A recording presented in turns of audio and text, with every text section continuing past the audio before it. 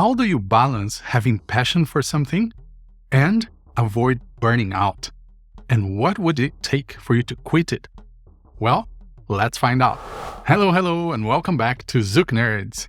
In today's episode, we're going to be talking about how to have passion for something and pursue it for life, maybe to that desired level that you want to achieve, and avoid burning out.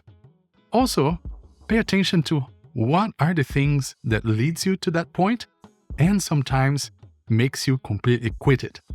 So, let's go.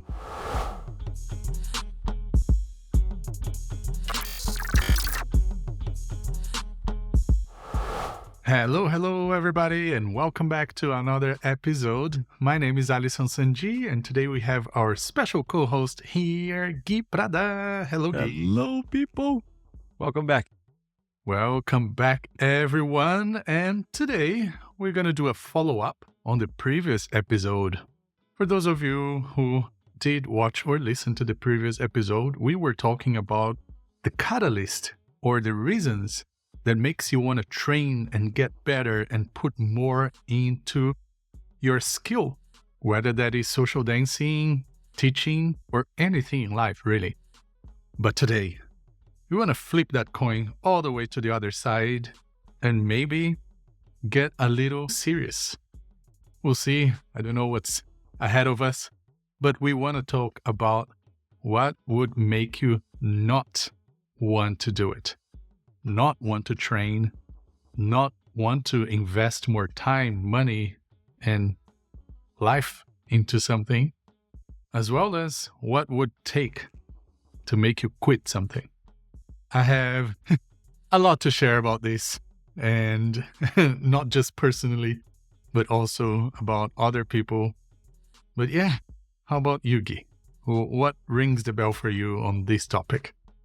Yeah. It is an interesting topic because I have been having conversations with close friends, close people, where they have been sharing the reasons why they are considering stop coming to events, stop coming to the socials, taking a break on the dance, taking a break or teaching the dance, testing the dance, all sorts of things. So this topic, this conversation today comes in a moment in which I have been actually having conversations about this with people that are close to me. And I think we can maybe start on a lighter note, like in my experience of stopping the investment, stopping put so much time into it, which is picking back from what we talked about in the previous episode. In the moment that I found myself satisfied with what I had, and therefore, that brought me less of this anxiety to be constantly on, constantly training, constantly in class, constantly going to whatever opportunity I had. Then I started taking classes because I enjoyed the experience of taking class. It was fun to be in class. I liked the instructors. I've been around them for 10 years. The students, the people who are around. So I liked the group of people more than the actual training part. And the social dancing part was finding the satisfaction with what I had and what I knew. Therefore, I was fine. So I think that is the light reason, I think. When you find yourself fine with what you know and not judging yourself for being okay with what you know. Because that, I think, is the second part that comes right after. When you think that you know enough, there's this other thing that comes right after and says, no, there's never enough. You should know more. And then you're like, oh, God damn it. So then I need to train. So for me, I think I was so tired too, after work. I was so tired that this other part of the brain would not activate. It was tired too. And the only part of the brain that was talking was the one, can we just dance a little bit? Just to decompress and then go home and sleep. So that part was so strong. It was the only one speaking. So I think we can start here. The chill stuff. Yeah. What about you? Oh, well, grab a cup of coffee. Well, piggybacking to what I mentioned in the last episode, and promised to bring to a new episode, there was a time in my professional career when I was in Australia that I was driving my training and driving my purpose in a mode of survival, which was when I was in Australia having a great opportunity for a career and life, but I didn't really have some legal way to stay in terms of visa because I was on a student visa and that's always temporary. So then I thought, okay, if I become one of the best in the nation and one of the best in the world, I can get this visa and that's going to give me my life in Australia to stay here forever, or better, to stay there forever, because now I'm in the US. So that was my driving force for a long, long time. But then I got the visa, and me and my partner, we were both granted a visa. And we really, on that day that we got the visa, we were crying and we were like, oh my God, our life is going to change. Our generations to come is going to change and going to have an opportunity, because really that to us was like life-changing, generational changing. So then we're like, okay, what's next? What's the purpose? We didn't really have, because we were disconnected with our purpose for dancing, for training, for getting better. So then there was a person in the community in Australia who was one of our coaches. And he said, why don't you guys start training for world championships? You guys already train so hard, you have great discipline, and you're very focused on getting better. So then do that. And that's what we did. We're like, okay, next purpose. Give us something. I don't know if it's obvious, but I have ADHD. So if you give some challenge to me, I get all excited and I'm like, it's okay, dopamine. I get something out of it. And that was the next thing for me. But once again, it was disconnected with my own personal goals, my own emotional goals. And then another 3 years out of it, by the end of 4 world championships, we won all of them. And it was beautiful, it was amazing, but then we felt empty. We're like, okay, so now what? And unfortunately, that was the end of our partnership, because we were so disconnected with our personal life, with our dance life, with our emotions, that we just couldn't go on. And that's when I quit dance between 2015 and 2016, all the way to 2017. I quit dance. I couldn't social dance anymore. I couldn't teach anymore. I couldn't be around dance anymore. I got a daytime job, office admin, and that's what I did for about a year, just over a year. And throughout that moment, that's when I went back into looking into myself. I did a ton of therapy, like in-person therapy, one-to-one, group therapy. I read a ton of books. So once again, I had a new purpose, I had a new drive, something that gave me passion and the excitement.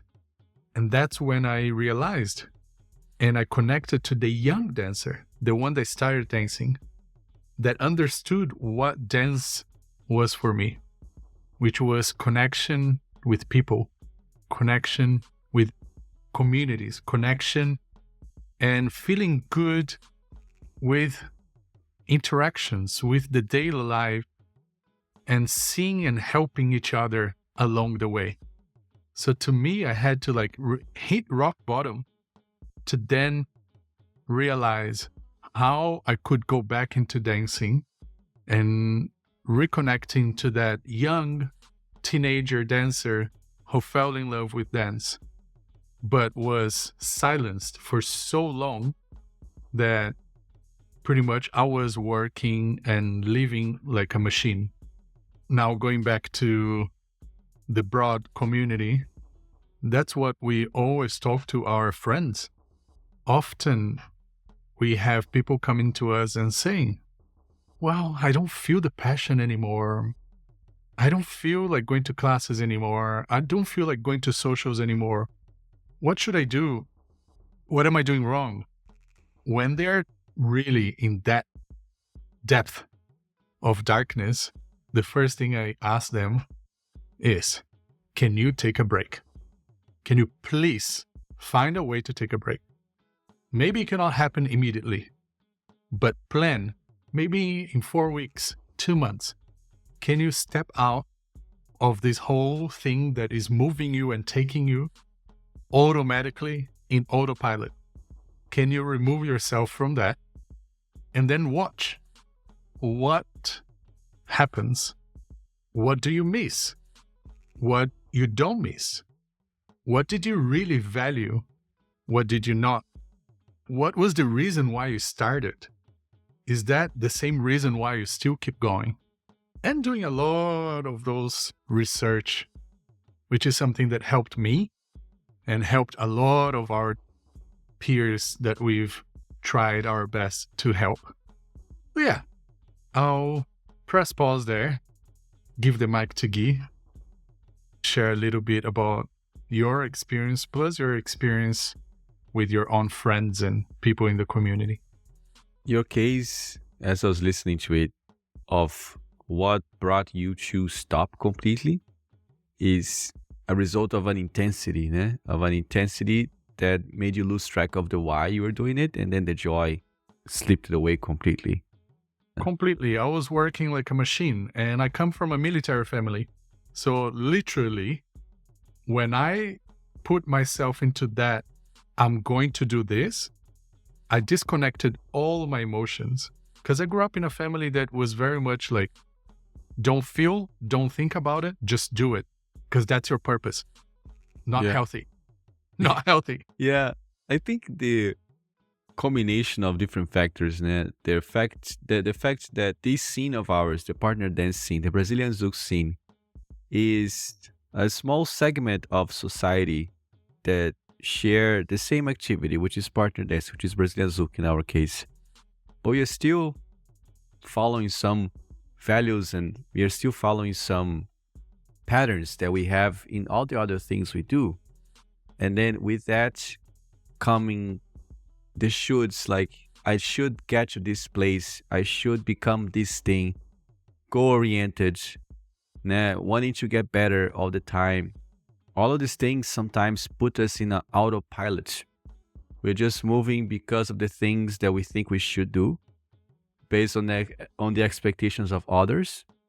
And then you add to that the social media aspect that we mentioned in our previous episode, where it triggers a wave of comparison, a continuous sensation, a continuous thinking that you are falling behind because of everything else that is happening. And that causes you to be motivated to continue by a factor that is not in your core reasoning. And that helps just to bury deeper and deeper the why and the reason. And therefore, at some point, like in what happened during the pandemic, for example, where people had all this time to soul search, they realized, why am I doing this again? And we had several cases of dancers that were training so much. They were going to all the things. Everything I used to go, they were there.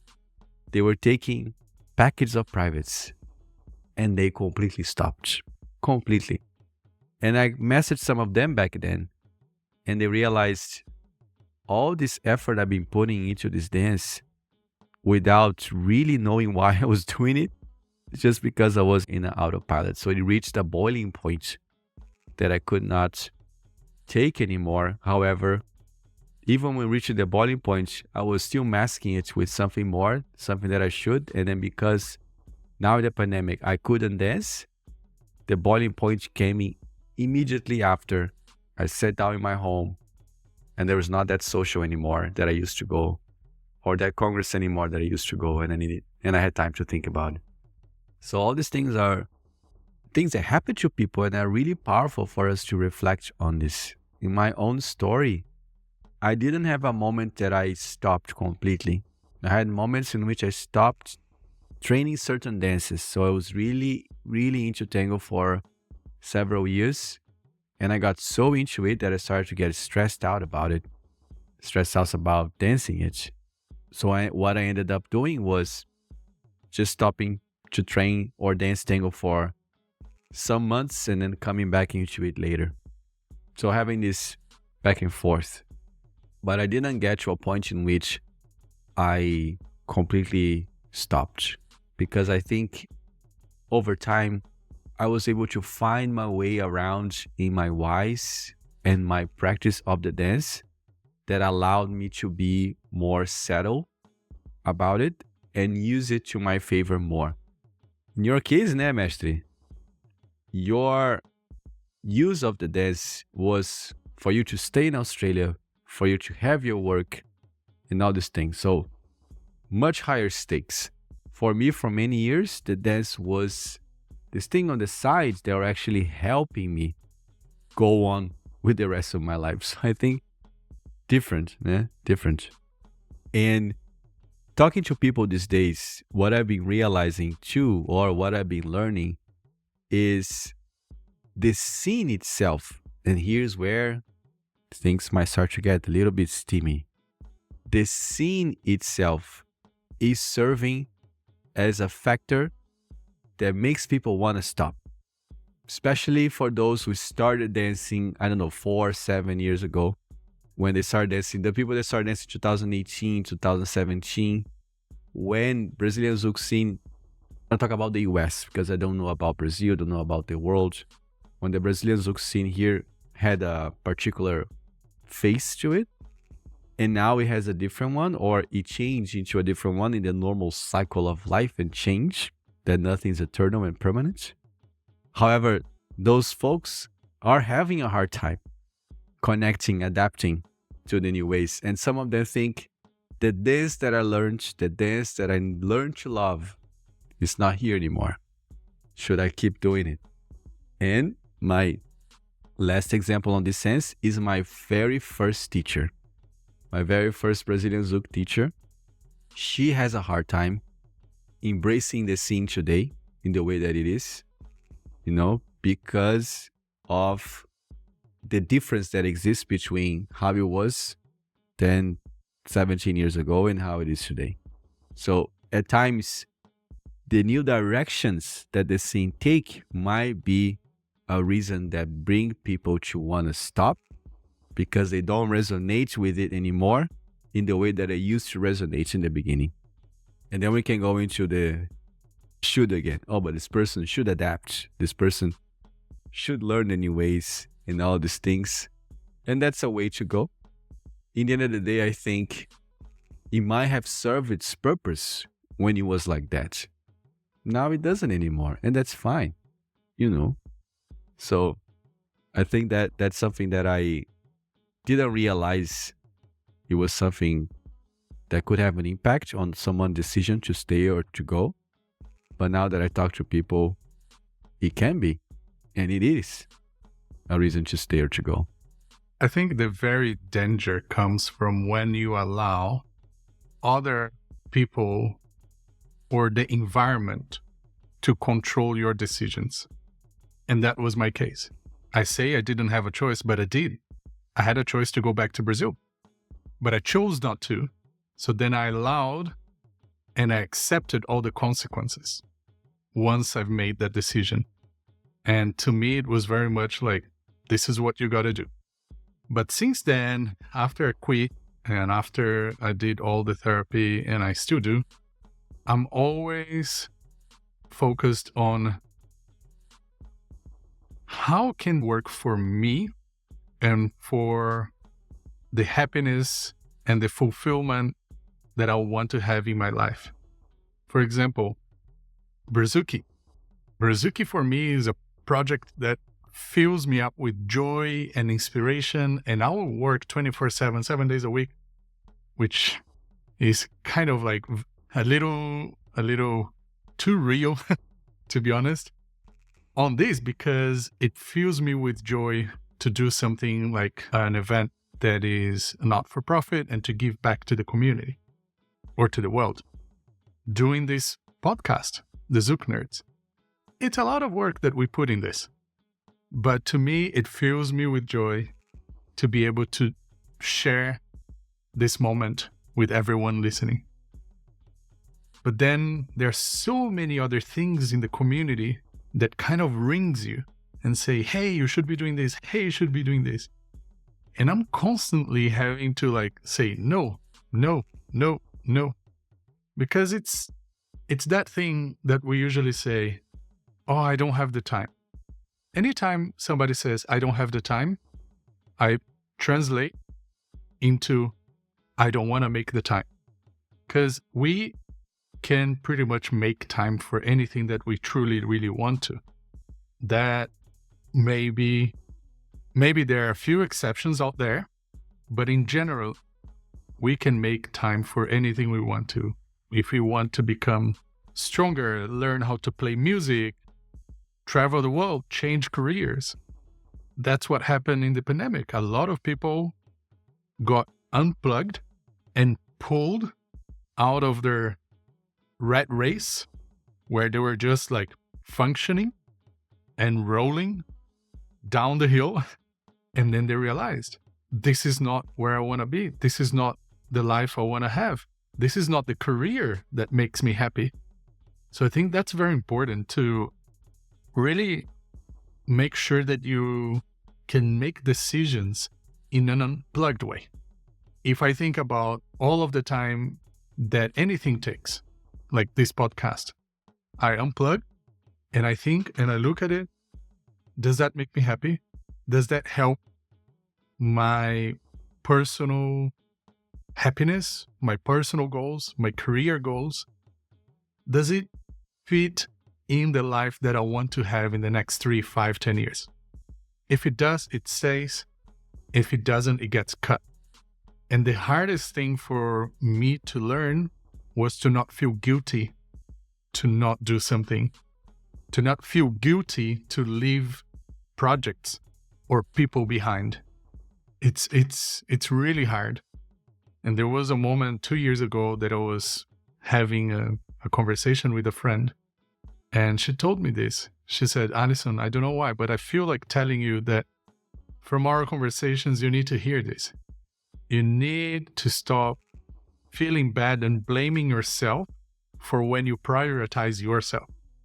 Because everything that you tell me, you say, oh, but I still have to do this because of these people. You still have to do this. So it was always like, I'm continuing something because I don't want to upset or disappoint somebody. But I'm not doing it because I want to. I'm doing it because of them. And that's a place that I don't, at least to me, it's not a happy place. It's not a healthy place. So now more and more and more, as I go on with life, I'm having to just be a little cold sometimes and just cut things. But in a very rational way. I'll cut this because this is going to improve my sleep, my emotions, my personal time with my family, with my loved ones. So yes, I'm cutting it. Yes, some people are going to be upset or maybe miss something about this. But I am doing this for a benefit of myself and others that I want to be with. I think that's something that we can think about when we are thinking, should I continue this or should I not? Yeah. Do you keep in touch with someone who was super present in the dance community, both as a student or as a teacher, and is not anymore at all? Like left completely? Not consistently. But I don't think that's to do with this whole planning or method that I have. I think it's just because of my ADHD. As a person who has that, you have issues with keeping connection with things that are not present or that you can't see or feel. Mm-hmm. So like when I'm in Australia, I am in Australia and that's all that exists. Mm-hmm. So then a lot of friends get upset with me because they're like, hey, Alisson, you haven't been speaking to me. People like from DC, for example. And I'm like, I'm very sorry, but when I'm there, I am there. Yeah. So yes, I do have contact with people who don't dance, but I think it's me. I'm not very good at like always keeping contact with people that are not constantly part of my life. but also because I have too much going on all the time, which is my Yeah. fault. Yeah, because I was mostly curious if you heard from those who were super in and are not in anymore, and how it is to be on the other side, like what are the reflections that came after they realized I'm just spinning this wheel here without no particular reason. Now I took a step outside and then I found out all these things. If you heard I from think, them. yes, I have. So, yes, I do keep contact with some people and we have conversations about these things. And what they usually share with me is very much a bird's eye view of the situation, of things that they enjoyed and that sometimes they miss it, but also all of the reasons that made them not want to be part of it anymore. Sometimes it's things, actual things that happen and big emotional things. Other times it's just that now it's family time. I want to have kids. I want to get married. I want to do these kind of things and I want to take a step back. And as much as I miss dancing, this is more important and this is a priority in my life. I think that's a very good point that I didn't realize. There's this moment of priority shift, right? Yeah. I think we that work with this thing, we ended up getting into this understanding that people will by default stay in it. Like people by default are going to come to class, going to come to social. They're always here. They're a constant presence. And then I forget sometimes that priorities change. I want to buy a home now, so I need to save all this money. I want to focus on my family, on my relationship, on my work, and then they stop. So I think at times the catalyst to stop can be just a priority change. Yeah. And now that I think about it, we have seen this happening over and over and over again.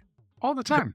Yeah, with our students. And I remember feeling at first a little sad about it because we are losing that person, and then from a business perspective, it is also a little sad too because we are losing a student, then that person is not going to continue to the next level, and then we're going to have less people in the next level. So what do we do? And all this administrative part of organizing the school and organizing which classes to teach, there is an impact in that.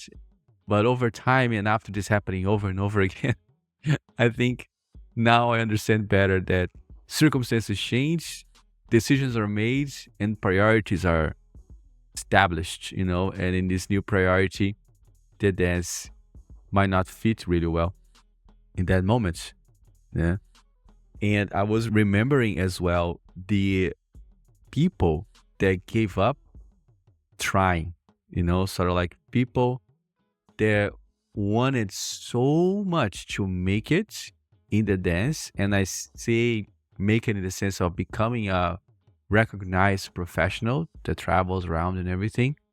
And they were trying so hard to make it happen that the fact I think that they were trying so hard was so burdensome to their mental health, to their beings, that they ended up at times completely stopping because just the thinking of coming back into the environment of the dance reminded them of all of these things that for them were preventing them from growing in this way that they were thinking that they could grow or they can grow, So it's like you were saying at first, Alisson, when you put so much effort into it to get the visa and that led you to the burnout, I was thinking about those who also put so much effort and didn't get the visa, I imagine if in the case that you, for example, you didn't get your visa and you need to go back to Brazil,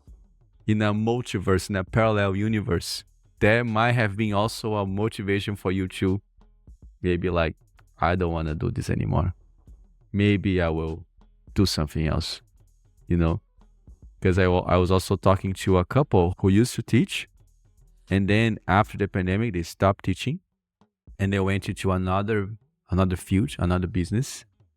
And while in the other business, they started missing the good things about dancing, the good things about the scene. And then a couple years, now we are 2024, the pandemic was to 2020, now coming back in because they missed it and because they had the time to reflect and miss the good things about it. So I think at times when we reach the point of wanting to stop, we might have a hard time seeing the good things, seeing the things that we like about it. And we paint the picture in a very negative way. So like Alisson was saying again, and we go back to it. Stop, take a break, step away, step aside, and see if you can look at it from the outside a little bit longer than looking at it from the inside, and see how you see it. Just see how you see it. Because I know people that could not see the good things again. And they're like, okay, that's not my jam anymore, really. And like we're just saying, some people, there's this nice thing, this other thing.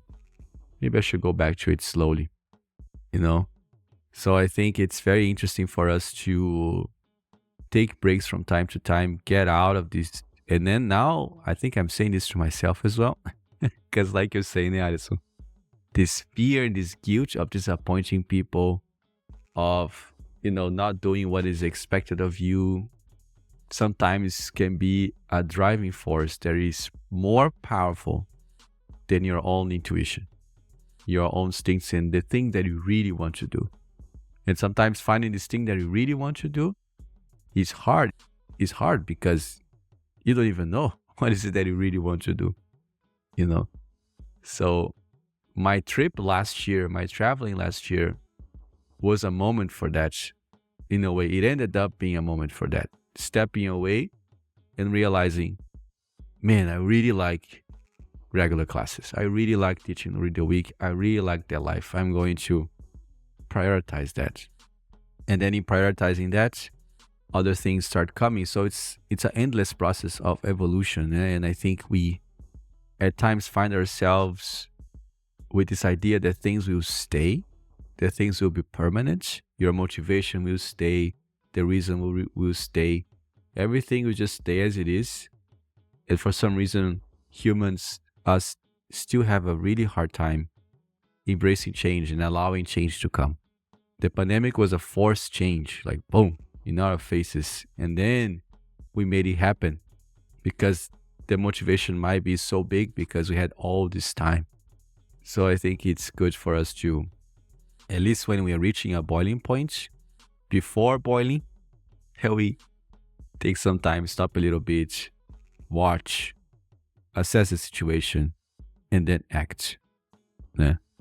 And now I want to talk to anybody who is in a leadership position, community leaders, teachers, event organizers, professionals.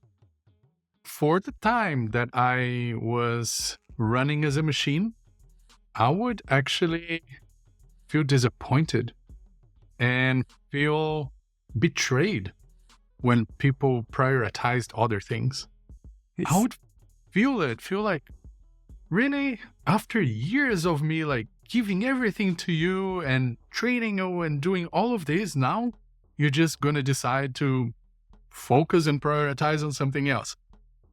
That was when I was, machine. But nowadays, I don't. I just go like, all right, have fun, enjoy, see you later. Because I understand that it has nothing to do with me. It's just life. But at the same time, because my life and my brain works in systems, it allows me to do the same. And that's very powerful. I think because when I was a machine, I didn't feel like I had the option to leave. I didn't have the option to stop. So I instantly felt like, why does everyone have it and I don't? That's so unfair. And those things, they gave me so many like hard moments in the past. But nowadays, I feel like I'm in control of my decisions and my choices. And I'm only going to do what I want to do. Therefore, so does everybody else. And I should never feel anything other than happiness for somebody, choosing to do something else, because when I want to leave and cancel a project, not do something, or pretty much completely shift my focus or move countries once again, I need to tell myself it's totally fine what you're doing because everyone does what's best for them, and don't feel bad about it. So it's really helpful in that way. And it changes your level of presence too. Yeah, your level of presence when you are there fully committed versus when you are there not fully committed. Your presence in the place when you are in the second situation is so much more challenging. So much more challenging because something in your gut tells you this is not the place for me right now at this point, and I'm still here.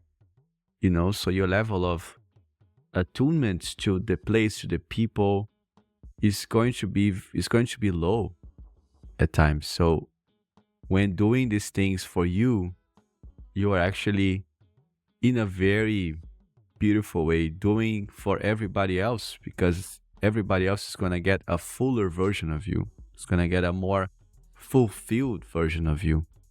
Yeah. And Guy can attest to that because we've been working together for 5 years now. Mm-hmm. Guy knows when I want to do something or when I want to be in the room or when I do not. Mm-hmm. I think it's quite obvious. It's very clear. It's very clear when I don't want to do or don't want to be somewhere. Yes. But I try my best to be honest. And I know that sometimes it comes across a little too much, but I just don't want to be the person that I was before, which was not honest with myself and not honest with others and just angry at life all the time because I was doing things because I had to. And I think it's important that we make a distinction here, né? At times we are having just a hard day, a weird day, and we are not up for it. And at times we have actual big movements in life that require our attention in a different way, and then if you're feeling that the moment arrived to make a big movement, and that movement is Brazilian Zouk or whatever dance, is not my priority anymore. There's this big movement coming in, or it's not one of my priorities, or it's not my main activity, or it's not whatever. If this movement is coming in your life, embracing it. So when you are in the dance, if you decide to reduce it quite a lot, or if you decide to really stop, and if you ever come back, when you do so in such a fulfilled way, such a present way, that the impact on everybody else who is around you is going to be, I think, really positive. Yeah, because one that is in touch with their core emanates that and inebriates everybody, affects everybody else.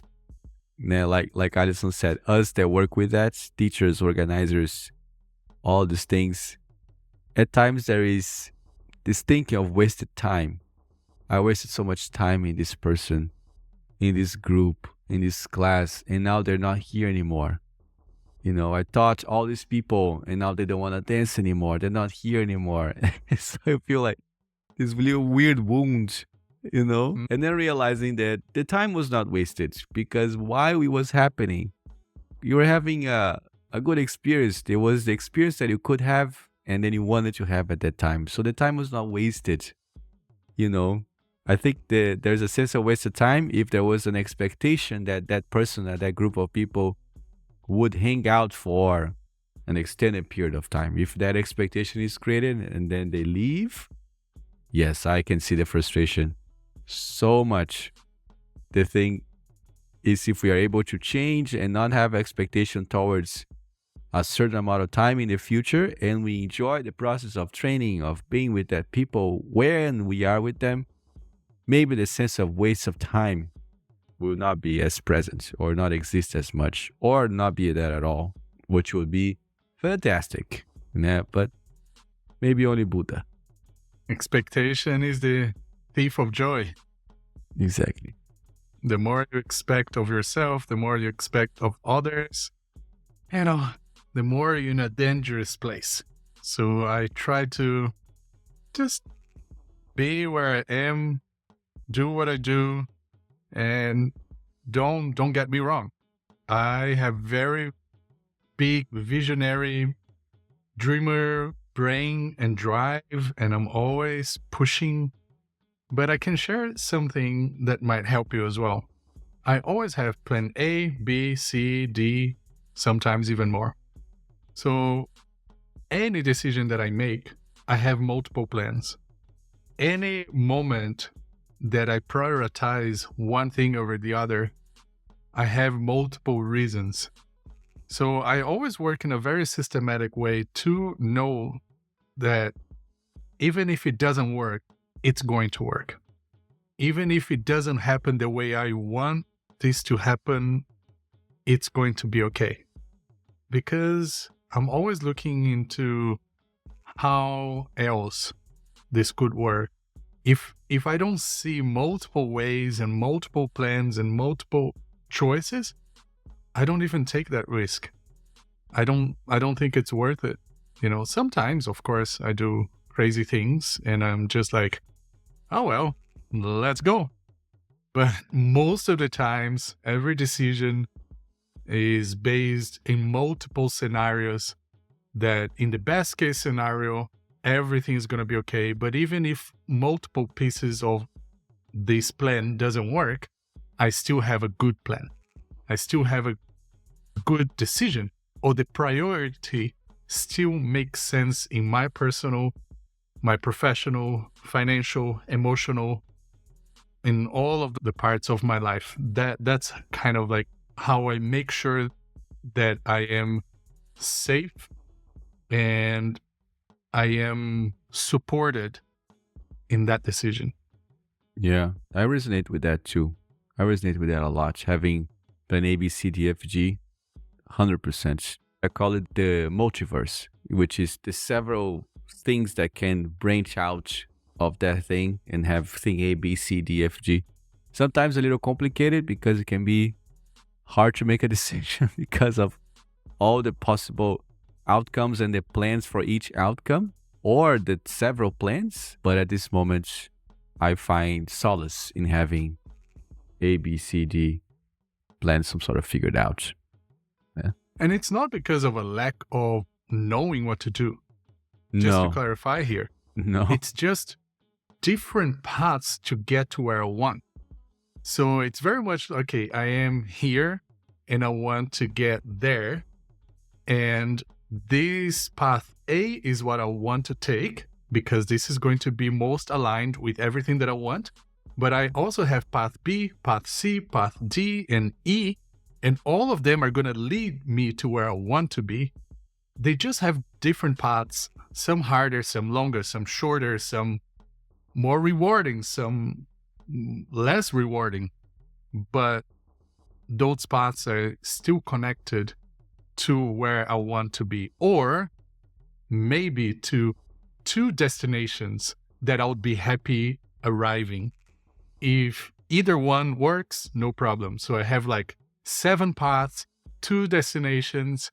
It's really a lot in my head. You should spend 5 minutes in my head one day. Bro, you don't want to. Yeah. Yes. Let's save some of that content more for our next episodes. Yes. Yeah. Yes. How to get to places, how to get to here, how to get to where we are, or how to not arrive where we are, but stay still happy and satisfied with where we are. Indeed. Alrighty, guys. So I think we have shared a lot with you today. As you can tell, this was a very deep and unfiltered conversation where we shared our experiences, but also hopefully some good tools that can help guide you through your journey, whether it's in dance or any part of your life. So we'll see you on the next episode. We're looking forward to being there with you and sharing more time here in ZoukNerds. Beijos, beijos. Abraços. Tchau. Bye, everyone.